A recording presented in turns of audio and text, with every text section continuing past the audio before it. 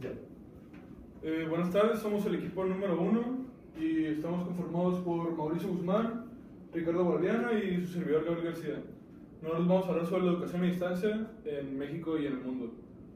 La educación a distancia está basada principalmente en el uso intensivo de medios interactivos, en el cual el estudiante puede estar lejos del educador y que las condiciones geográficas o edad o otros factores que limiten al alumno no sean problema para que continúe el proceso de enseñanza.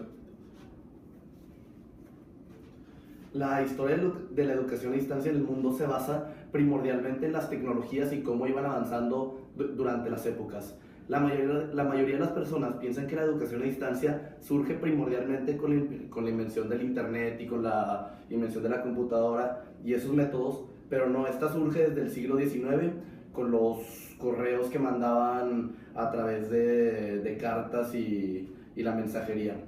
La historia de la educación a distancia se separa en 4 generaciones, las cuales cada una contribuyen con un nuevo método y las cuales se basan primordialmente en sus tecnologías.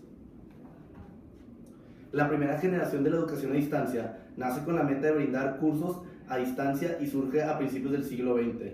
Esto se pudo llevar a cabo gracias al desarrollo del ferrocarril y el incremento de la rapidez del servicio postal. Dentro de esta generación se utilizaban libros de textos y otros materiales impresos para la entrega de las instrucciones, ya que no existían otros métodos tecnológicos. El método impreso era lo único que tenían para poder brindar la información entre el estudiante y el profesor, y así se iban repartiendo el uno con el otro.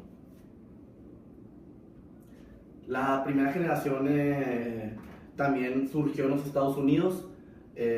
Surgió primero gracias a la Primera Guerra Mundial, en la cual los soldados estaban saliendo del país y necesitaban un método para seguir con sus estudios, lo cual llevó a la mensajería que se les llevaba para que siguieran estudiando estos. La segunda generación comenzó con el surgimiento de la Universidad Abierta Británica, la cual estaba basada en los nuevos métodos para poder brindar información. Esta se basaba con los diferentes métodos como el audio, el video, los impresos, la radio, la televisión y la comunicación telefónica. Aquí se puede ver que había una transmisión de la información más vocal, y en la cual podía haber una interacción más fluida entre el profesor y el estudiante. La tercera generación de la educación a distancia surge a principios de 1980 gracias al avance a las tecnologías satelitales y las redes, lo cual haría posible la comunicación 2 vías, permitiendo una interacción directa entre el instructor y el estudiante.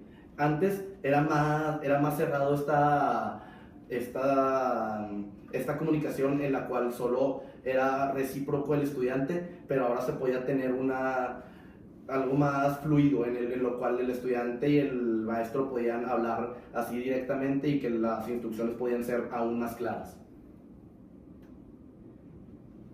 La cuarta generación de la educación a distancia nace con la expansión de la internet y la World Wide Web en los años 1990, y esta fue la mayor expansión, gracias a que con el internet podrían salir muchísimos nuevos métodos como la videoconferencia y entre otros métodos, y esto facilitaría mucho más el aprendizaje de los estudiantes, ya que si antes era rápida esta comunicación, ahora sería instantánea y ya con un proceso no solo auditivo sino también visual.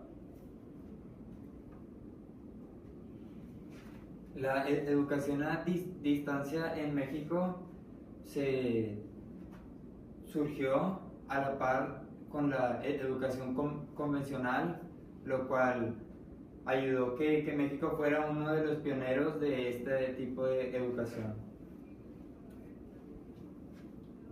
En 1947, el Instituto Federal de Capacitación del Magisterio inicia un programa para el perfeccionamiento del profesional en ejercicio. Esto ayudó a que los alumnos pudieran asistir a la educación sin tener que estar dentro de las aulas. En 1968 se crearon los centros de educación básica de adultos y de igual manera daban el sistema de secundaria, de telesecundaria, para ofrecer atención educativa al sector de las comunidades que no tenían acceso debido a su ubicación geográfica, siendo estas en las zonas rurales. Y en 1972 la Universidad Autónoma de México comenzó a ofrecer estudios en los cuales tenían valor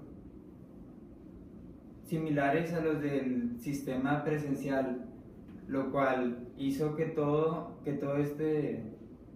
el estudio a distancia cambiara por completo.